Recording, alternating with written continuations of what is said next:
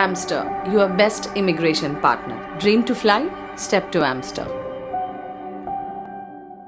Hello everyone, this is Smita and I'm one of the expert language tutors at Dlschool.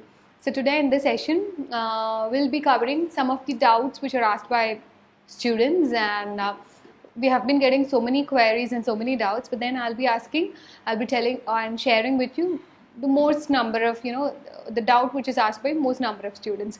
So the first one is, every time this question keeps on popping up. See, most of them are worried about whether I should go for IDP or British Council. See, all of you should understand that IDP and British Council both conduct the exams in the same way. Okay, both have the same exam dates, both have the same question papers, everything is same. See, these are actually both of them are co-partners in IELTS, and both of them follow the question which is set by Cambridge Language Assessment Team. Okay, so it is like, for example, in order to make you understand, I'll just give it like this.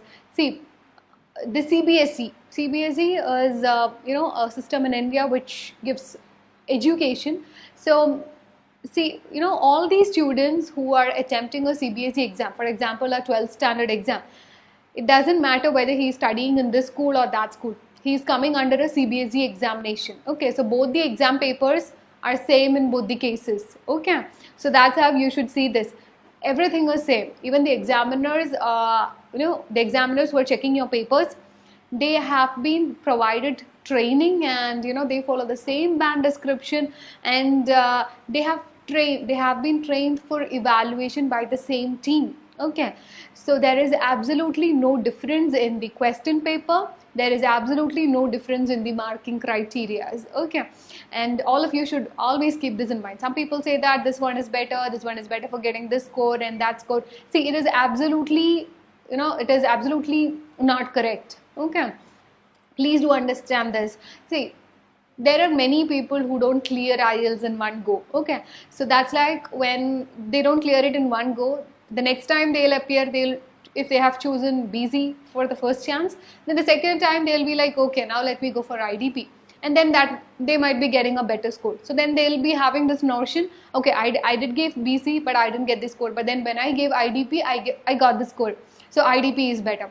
But they're not understanding the fact that they're giving it for the second time. Okay, so whenever you're giving an exam for the second time, you obviously will work more harder, and you obviously has an idea about how the exam is, how the examination pattern is. See, it's all that matters. Okay, so please stop asking this doubt that whether IDP is better or British Council. Both are absolutely the same. Okay, so the next question that most of we got is whether the test accepts American or British English. See, the test accepts both. You can go for any accent or you can go for any, but in my personal opinion, I feel that whenever you're writing your speaking and whenever you're writing your writing section and everything, always try to stick on to one particular type of accent. Okay, have a consistency. What I meant by consistency is that the different spellings, there are a lot of spelling difference when it comes to British and American English. So try to follow that. Normally in an Indian scenario, we have learned actually British English in our school days. Almost all our spellings are associated with the British English. So always stick on to that. I mean, there is absolutely no problem if you go for American. It's okay. But then the consistency is important. Okay. And next one is, which are the skills that I need to give the same day? I mean, which all are the exams that I have to give on the same day? On the same day, you will be getting listening, reading and writing will be compiled together. That is a one-day test. And then your speaking will be scheduled on another date. Okay. So, yeah. Can I use a pen in my IELTS exam? That was, which one is better, pen or pencil? So, all of you have to understand that your listening and reading section is being checked by a computer. So I think it is better to go for a pencil and for listening and reading, because you occasionally tend to make a lot of mistakes in that, so it is easy to erase and all these things. So go for that. But in your writing, you can choose any pen or pencil, both are fine, but I will always suggest you to go for a pencil. Okay, so that you can erase it whenever you want and whatever way you want. Okay. And the next doubt many of them ask, is there a, like, how many times can I take IELTS, whether there is any particular number of times or there is some restriction? No, there is absolutely no restrictions. You can take the test as many number as you want. Okay. And yeah, is it better to use capital letters or small letters in IELTS? It is absolutely okay with using both, but in my personal opinion, those people who are having some, some doubts or some clarifications when it comes to the usage of capital letters for nouns and something like that, you can go for capital letters. I think it will be better if you go for capital letters in your listening and reading, but then when it comes to writing, just keep on with the regular one. Okay, the small letters will be fine. So listening and reading, safe side, you can go for capital letters. Okay, and then what? Yeah, what is the basic difference between general training IELTS and academic training IELTS in terms of its exam pattern? So for both your general as well as your academic IELTS, your listening part and speaking is absolutely the same.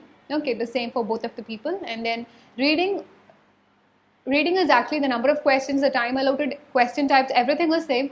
But the only difference is that the academic people will be getting more kind of academic subjects in the paragraph, while the general people will be getting subjects in a general prospect. Okay, that's the difference. And there is also difference in the writing section. Your writing section is having 2 tasks. So for academic people, your task 1 will be report writing, and then for general people, your task 1 will be a letter writing. But for both of them, the task 2 is going to be an essay question. Okay, so that's it. I think I have covered some of the, the most important doubts or the frequently asked doubts. So we'll be coming up with more and more doubts, and that's it.